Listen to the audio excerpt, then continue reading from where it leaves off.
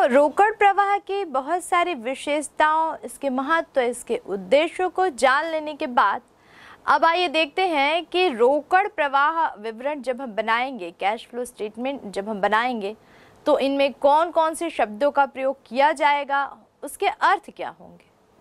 सबसे पहले इनमें हम देखेंगे रोकड़ एवं रोकड़ समतुल्य।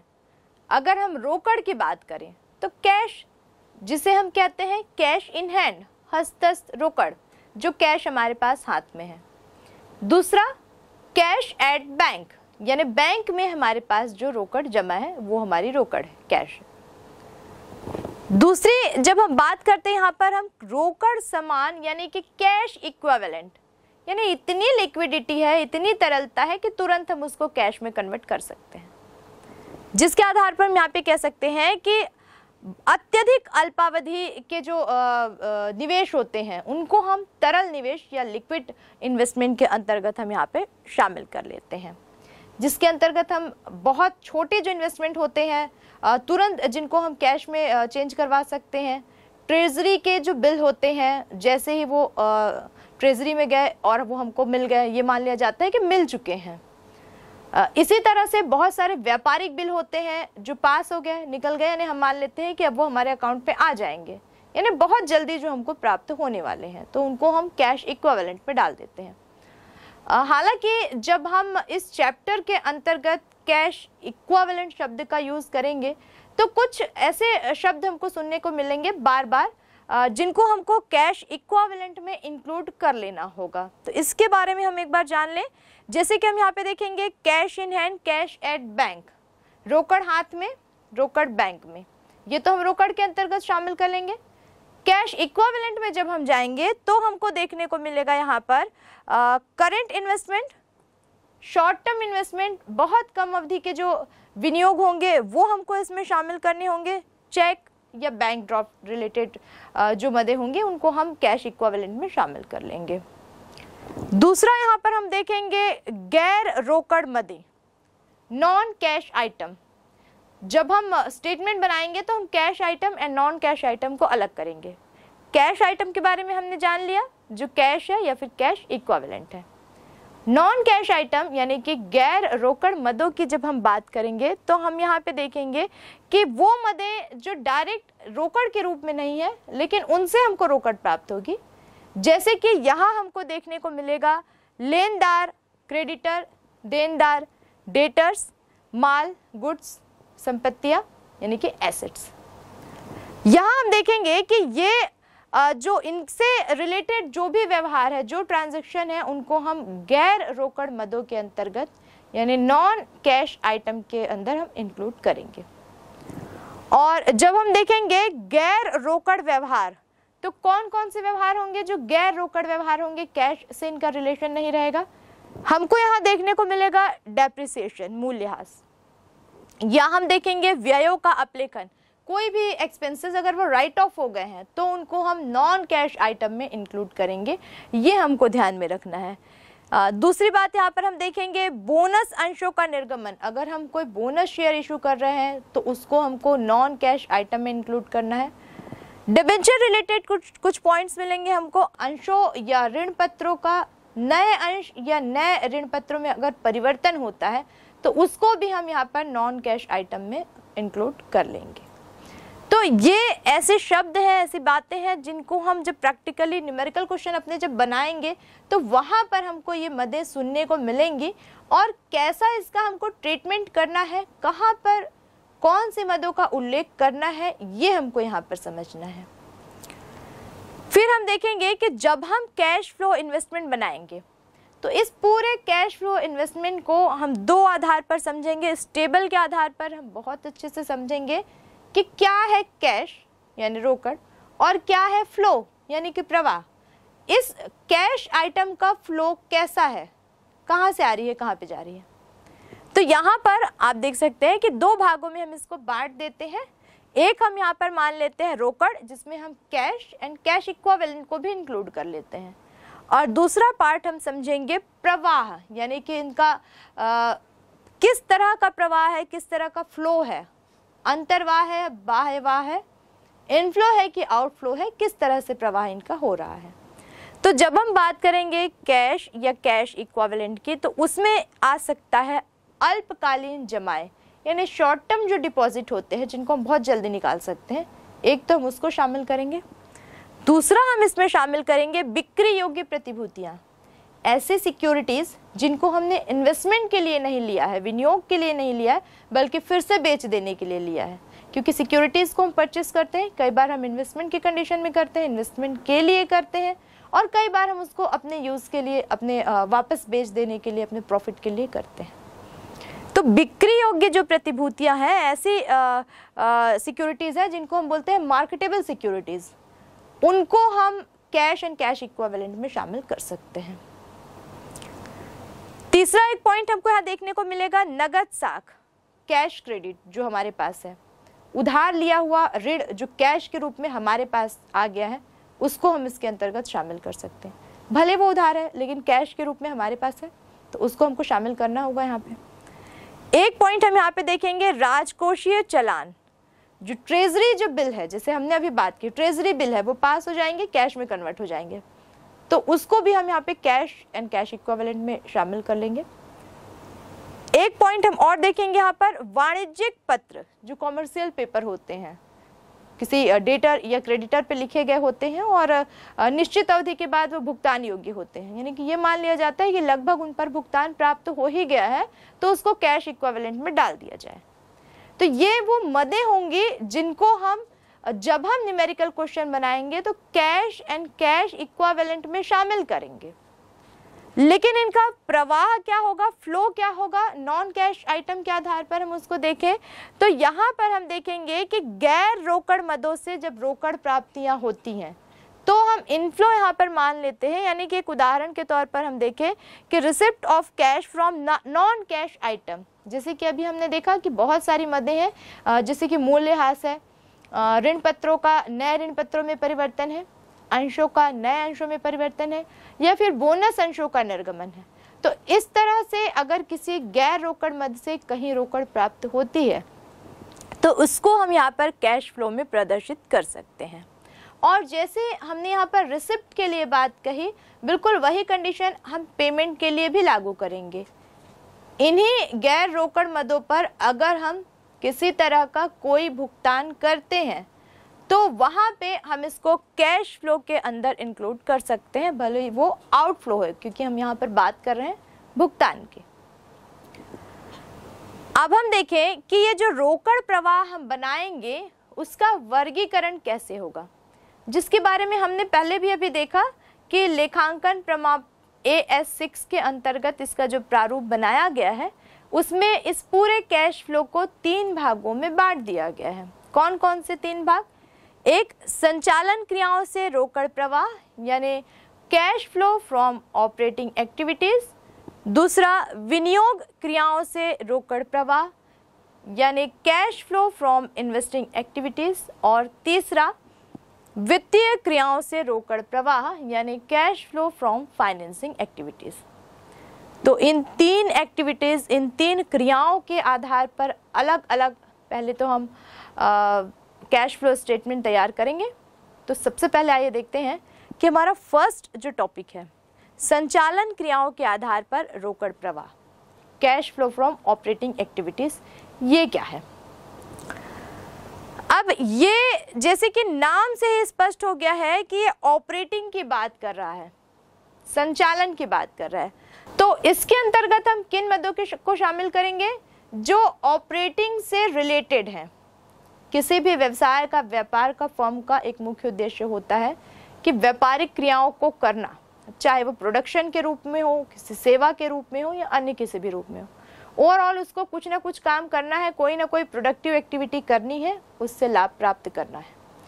तो इस एक्टिविटी के लिए ऑपरेटिंग जितने भी एक्सपेंसेस हैं, जो भी ऑपरेटिंग एक्सपेंसेस यहाँ पर किए गए हैं, जो भी संचालन संबंधी लेन देन किए गए हैं, वो सब के सब इस ऑपरेटिंग एक्टिविटी के अंतर्गत शामिल कर लिए जाते हैं।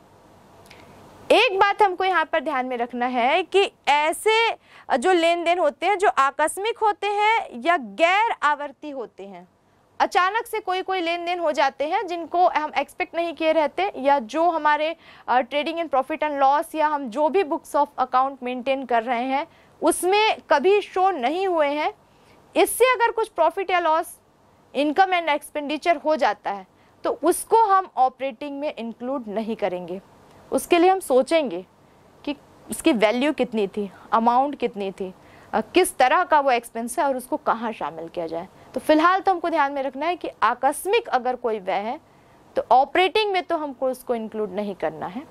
दूसरी बात, एक और महत्वपूर्ण शब्द हमने देखा था कि जो गैर आवर्ती होते हैं यानी अनावर्ती, बार बार नहीं होते, कभी अचानक से हो जाते हैं किसी कारणवश, ऐसा अगर कोई प्रॉफिट एंड लॉस है तो भी उसको हमको ध्यान रखना है, ऑपरेटिंग एक्टिविटीज के अंतर्गत हमको उसको शामिल नहीं करना है। तो इन बिंदुओं को हमको ध्यान में रखना है। कई बार ऐसा होता है कि कुछ फिक्स एसेट्स हम सेल कर देते हैं, हमारा काम तो नहीं है कि हम फिक्स एसेट सेल करें, हम गुड सेल करेंगे, उस पर हमको जो खर्च होगा, जो भी व्यय होगा या जो हमको आय होगी उसको हम ऑपरेटिंग में शामिल करेंगे क्योंकि वो हमारा काम है। लेकिन कई बार हम कोई फिक्स एसेट से सेल कर देते हैं, फर्म का कोई फर्नीचर बेच दिए, फर्म की कोई पुरानी मशीन बेच दिए, अब उससे जो लाभ या हानि हो रही है वो हमारी ऑपरेटिंग एक्टिविटी नहीं है। तो हमको ध्यान रखना है कि फिक्स एसेट्स के सेल पे अगर कोई प्रॉफिट एंड लॉस हमको होता है या कोई इनकम हमको होती है उसको हमको ऑपरेटिंग एक्टिविटी में इंक्लूड नहीं करना है। तो फिर कौन कौन सी मदें होंगी जिनको हमको ऑपरेटिंग एक्टिविटी में शामिल करना होगा, इसको भी हम दो भागों में बांटकर इसका अध्ययन करेंगे ताकि हम बहुत आसानी से इसको समझ सकें।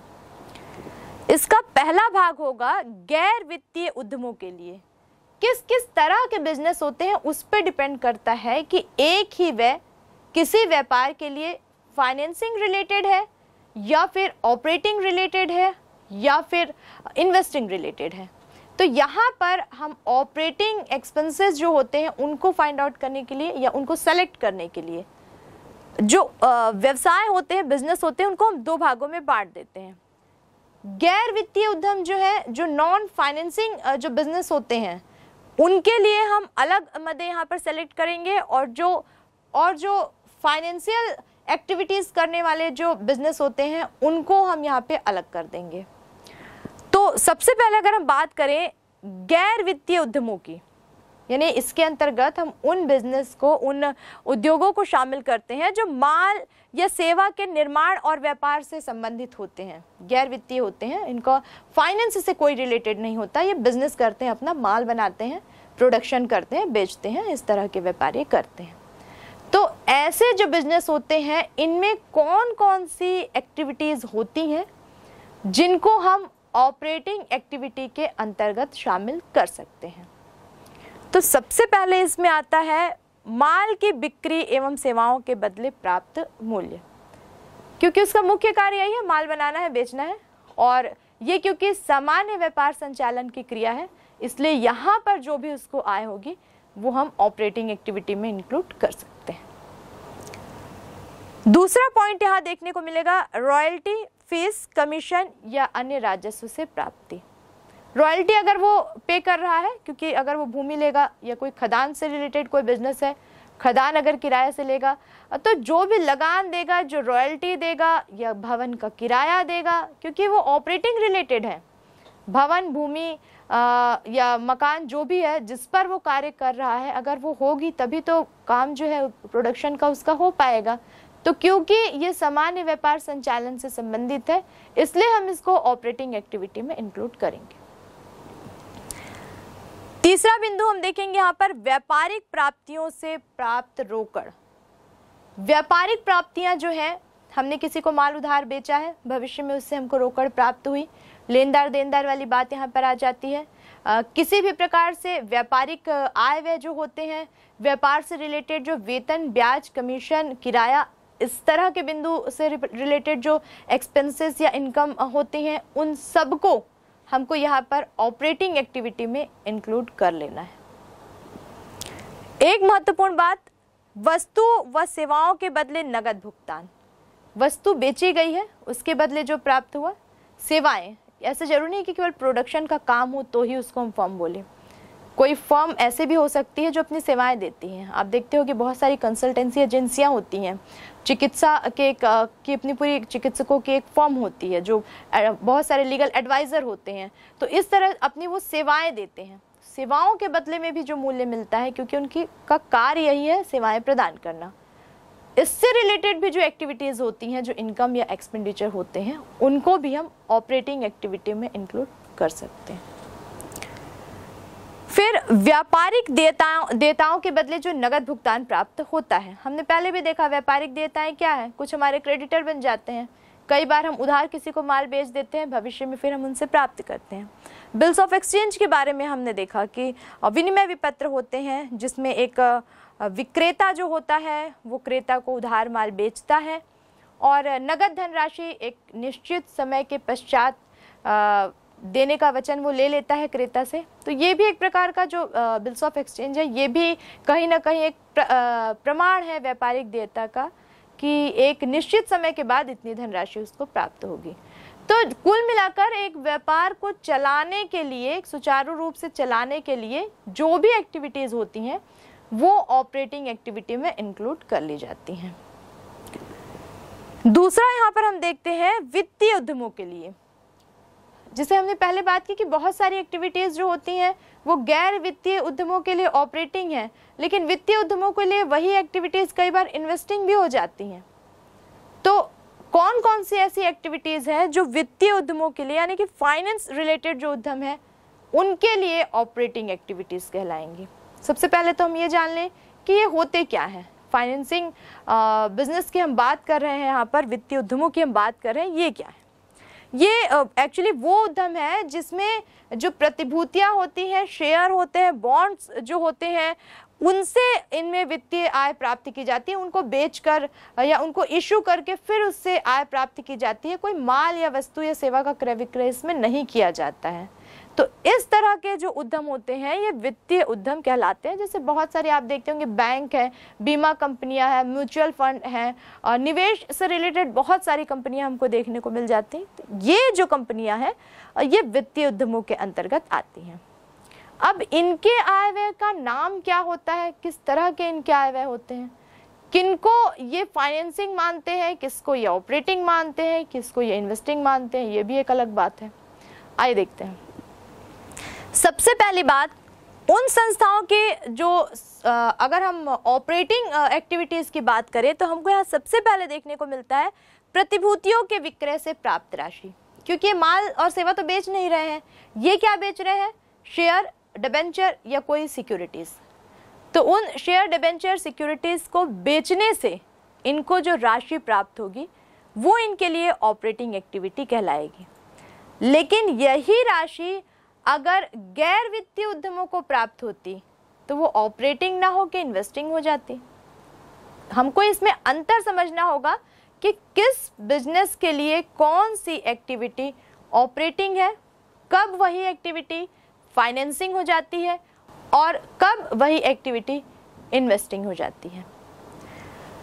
तो यहाँ हम देखते हैं कि एक तो प्रतिभूतियों को बेचने से जो आय प्राप्त होती है वो इसमें ऑपरेटिंग हो जाएगी।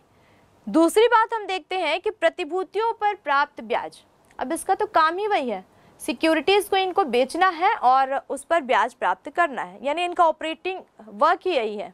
तो अगर इस सिक्योरिटीज़ पे जो उन्होंने सेल की है अगर कोई इंटरेस्ट रिसीव ये करते हैं तो इसको वो इनकम फ्रॉम ऑपरेटिंग एक्टिविटी ही मानेंगे। तीसरा बिंदु इसमें ये शामिल कर लिया जाता है कि कर्मचारियों के वेतन और मजदूरी का भुगतान, भले वो माल बेचे या सेवा बेचे या सिक्योरिटी बेचे, मैनेजमेंट स्टाफ की ज़रूरत तो उसको पड़ेगी।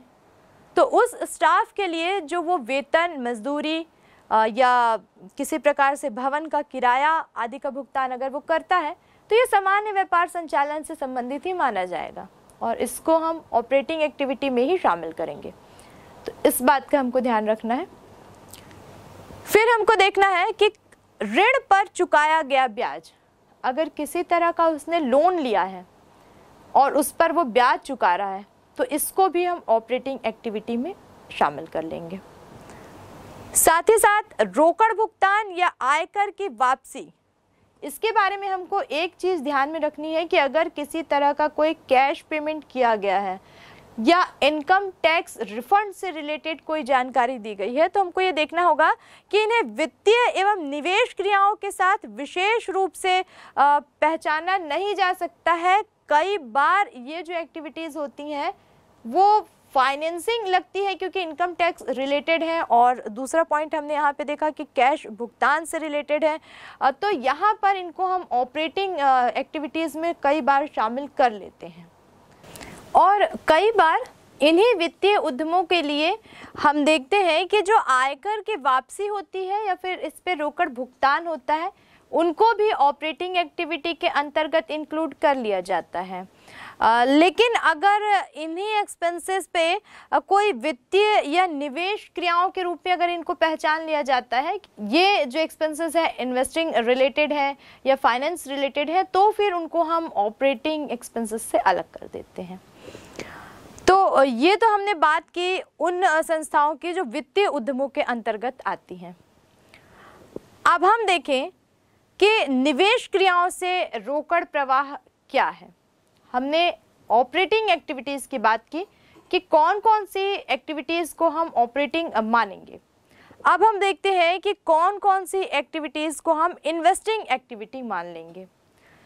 यहाँ जब हम इन्वेस्टमेंट की बात करेंगे तो हमको ये ध्यान में रखना है कि यहाँ पर दीर्घकालीन परिसंपत्ति और अन्य निवेश के अधिग्रहण और निपटान से संबंधित जितने भी लेन देन होते हैं, उन सभी लेन देनों को और उनके पुनः विक्रय का अगर उद्देश्य उनको फिर से अगर बेचने का उन जो भी निवेश होते हैं अगर वो पुनः विक्रय के उद्देश्य से किए जाते हैं, तो उनको यहाँ पर हमको निवेश गतिविधियों में शामिल कर लेना चाहिए, इन्वेस्टिंग एक्टिविटीज़ में हमको इंक्लूड कर लेना चाहिए, जिसमें हम अपने क्वेश्चन के अकॉर्डिंग अगर देखें कि हमको किस तरह के बिंदु यहाँ पर किस तरह के पॉइंट्स हमको देखने को मिलेंगे जिनको हम अलग करेंगे अपने क्वेश्चन से और उनको हम डाल देंगे इन्वेस्टिंग एक्टिविटीज़ में। तो यहाँ पे अब इन ऑपरेटिंग एक्टिविटीज़ के बाद अगर हम देखें कि फाइनेंसिंग एक्टिविटीज़ में हम किन किन मदों को शामिल करेंगे, यानी वित्तीय क्रियाओं के अंतर्गत कौन कौन सी मदें आएंगी, तो यहाँ पे सबसे पहले तो हमको ये ध्यान में रखना है कि कौन सी क्रियाएं,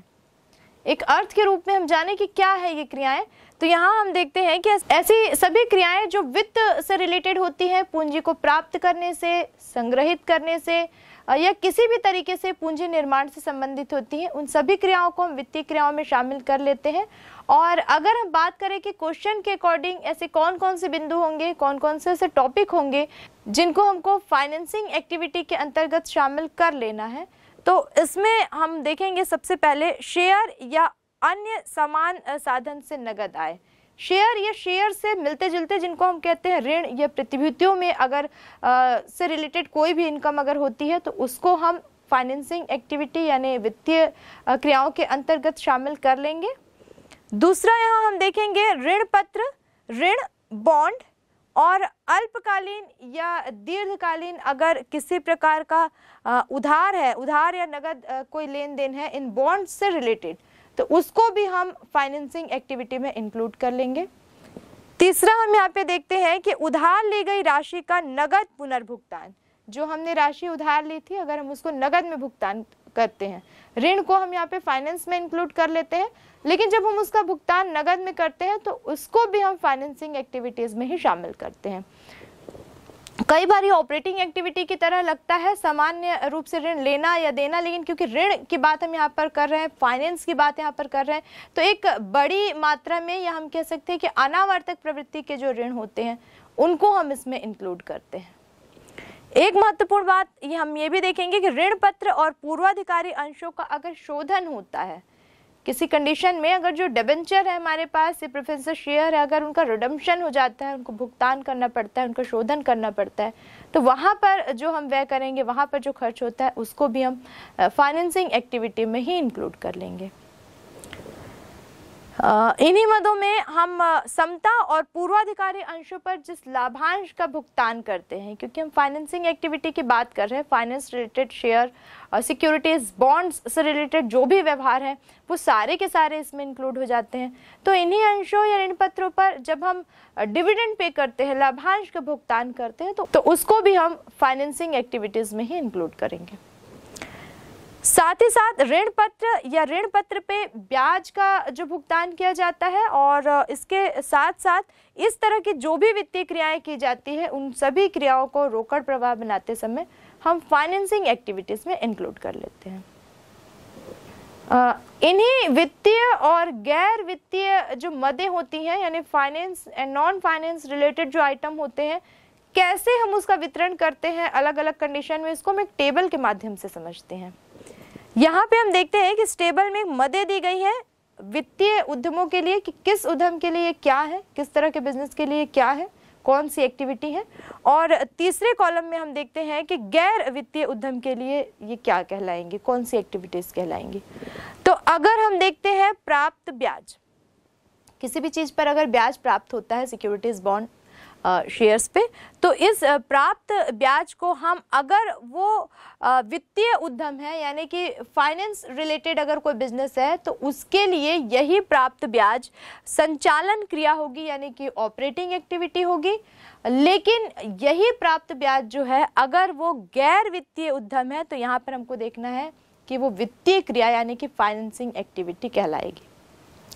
दूसरा, अगर लाभांश किसी प्रकार का उत्पन्न होता है, डिविडेंड अगर रिसीव होता है, तो ऐसी कंडीशन में ये जो डिविडेंड है वो वित्तीय उद्यम के लिए, यानी जो फाइनेंस जो बिजनेस है उसके लिए ये ऑपरेटिंग होगी, जबकि जो नॉन फाइनेंस उद्यम है, गैर वित्तीय उद्यम जो है, उसके लिए अगर देखा जाए तो यही एक्सपेंस जो होगा वो विनियोग क्रिया यानी कि इन्वेस्टिंग एक्टिविटी में वो चली जाएगी, क्योंकि उसका काम नहीं था इसको इस तरह से लाभांश प्राप्त करना, लेकिन उसको अर्न हो रहा है, प्रॉफिट हो रहा है, यानी कि इन्वेस्टमेंट उसने किया अलग से, तो उसके लिए गैर वित्तीय उद्यम के लिए वो इन्वेस्टिंग एक्टिविटी में इंक्लूड हो जाएगी। वैसे ही हम यहाँ पर देखते हैं कि अगर फर्म को कोई ब्याज दिया गया है, फर्म के द्वारा कोई अगर ब्याज दिया गया है, तो गैर वित्तीय उद्यम अगर है, फाइनेंस रिलेटेड अगर वो नहीं है, तो ऐसी कंडीशन में इस अमाउंट को वो ऑपरेटिंग में ही शामिल करेगा, कि नॉर्मल जो उसका काम यही है वित्तीय उद्यम का, तो वो उसका काम ही यही है लेना देना,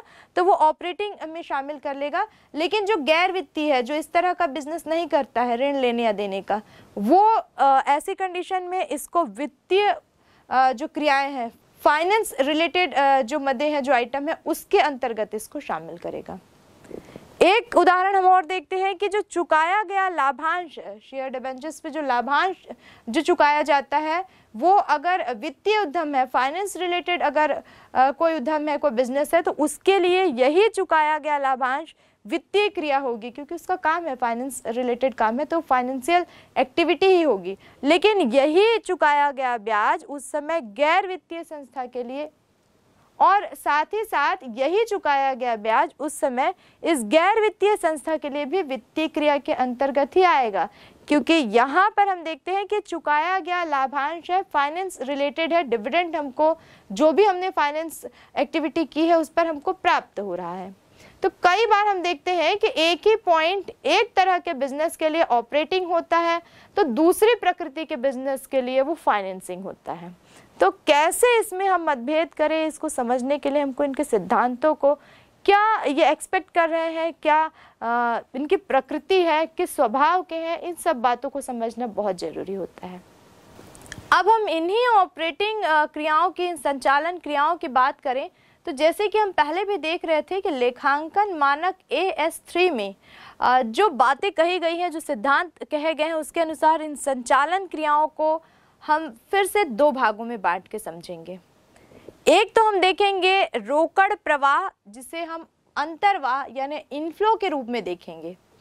यहाँ पर हम गैर वित्तीय उद्यमों के लिए देखेंगे कि कब एक गैर वित्तीय उद्यम के लिए कैश फ्लो जो है वो इनफ्लो कहलाता है, ऑपरेटिंग एक्टिविटीज कौन कौन सी वहां पर होती हैं।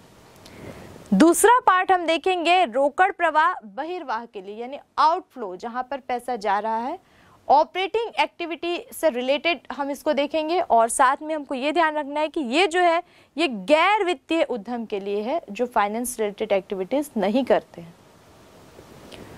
फर्स्ट, जब हम बात करते हैं रोकड़ प्रवाह यानी कि इनफ्लो की, और साथ ही साथ ये हम बात कर रहे हैं गैर वित्तीय उद्यम के लिए जिनका काम फाइनेंस रिलेटेड नहीं है, जो नॉर्मल माल खरीदने या बेचने से रिलेटेड होते हैं। तो इसके लिए ऑपरेटिंग एक्सपेंसेस होता है रोकड़ विक्रय। अगर वो नगद माल बेचते हैं तो उनके पास जो पैसा आता है वो ऑपरेटिंग, क्योंकि उनका काम ही है माल खरीदना बेचना। दूसरा इसमें आ जाता है देनदार एवं लेनदार से बिल प्राप्त। इनफ्लो की हम बात कर रहे हैं, प्राप्ति की ही हम बात करेंगे इस सेशन में। अगर हम इनफ्लो की बात कर रहे हैं, देनदारों से या किसी व्यापारिक बिल से जो भी पैसा इनके पास आता है उसको ये ऑपरेटिंग एक्टिविटी में शामिल करेंगे। तीसरा, यहाँ पर कमीशन और उससे रिलेटेड दलाली कमीशन, ब्याज, बट्टा जो भी प्राप्त होगा, क्योंकि वो ऑपरेटिंग रिलेटेड है, एक सामान्य व्यापार संचालन से संबंधित है, तो उन सब को यहाँ हम ऑपरेटिंग एक्टिविटी में इंक्लूड करेंगे। चौथा यहाँ पर हम देखेंगे रॉयल्टी, जिसको हम कह सकते हैं कि किराए के रूप में प्राप्ति या फिर भुगतान, और इसके साथ साथ आयकर की वापसी।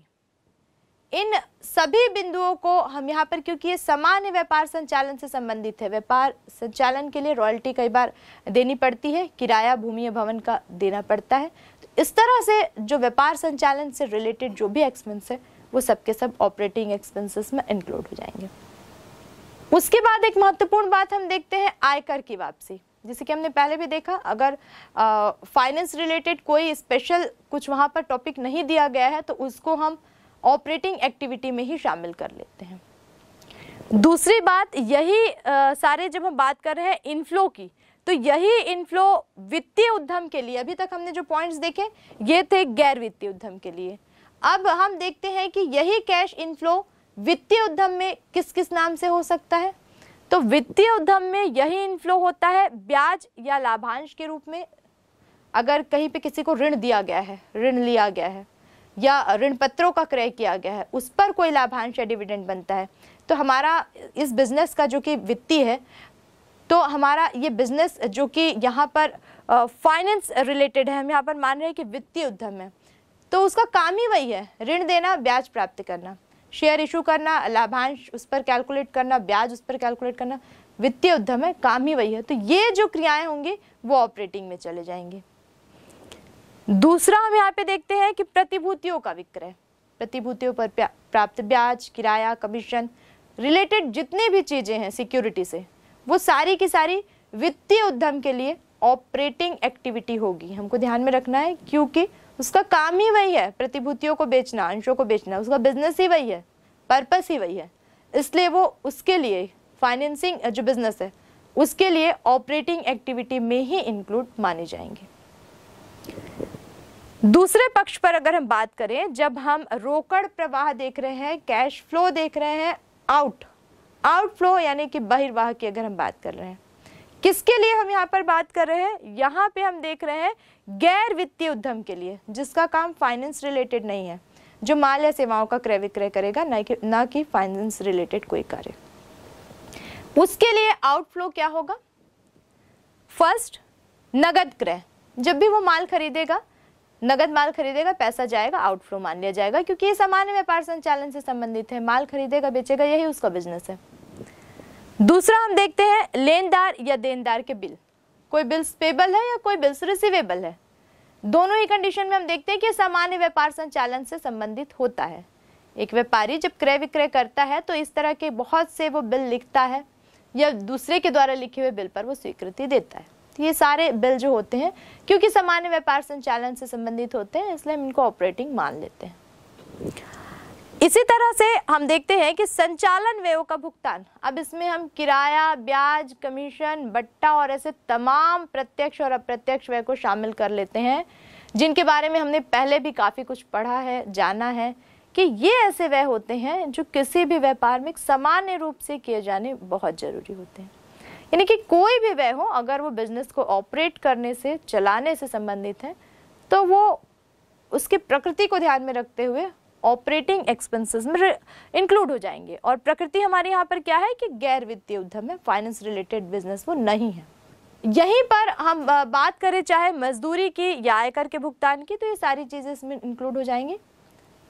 दूसरा, अगर इसी के अंदर हम वित्तीय उद्यम की बात कर लें, हम देख रहे हैं आउटफ्लो, हमने अभी तक देखा गैर वित्तीय उद्यम, अब यहीं पर हम बात कर लें कि वित्तीय उद्यम के लिए कौन कौन से आउटफ्लो होंगे। तो यहाँ पर हम देखते हैं कि ब्याज का भुगतान, क्योंकि उसका बिजनेस वित्तीय उद्यम है, फाइनेंस रिलेटेड बिजनेस है, उसका तो काम ही वही है, पैसा देना, ब्याज लेना, ब्याज की कैलकुलेशन करना, लाभांश डिविडेंड से रिलेटेड जो भी आए हुए होंगे वो तो उसके ऑपरेटिंग एक्टिविटी है। तो फिर उसको हम यहाँ पर ऑपरेटिंग एक्टिविटी में शामिल कर लेंगे। किस बिजनेस के लिए? फाइनेंस बिजनेस के लिए। दूसरा एक पॉइंट हमको मिल सकता है प्रतिभूतियों का क्रय। सिक्योरिटीज को वो खरीदता है, उस पर लाभांश का भुगतान करता है, किसी भी प्रकार का वो व्यय करता है, तो क्योंकि उसका काम ही यही है, फाइनेंस बिजनेस है वो, तो नॉर्मली प्रतिभूतियों का क्रय विक्रय जो है उसके लिए फिर वो ऑपरेटिंग माना जाएगा। आइए इससे संबंधित कुछ क्रियात्मक प्रश्नों को हल करें।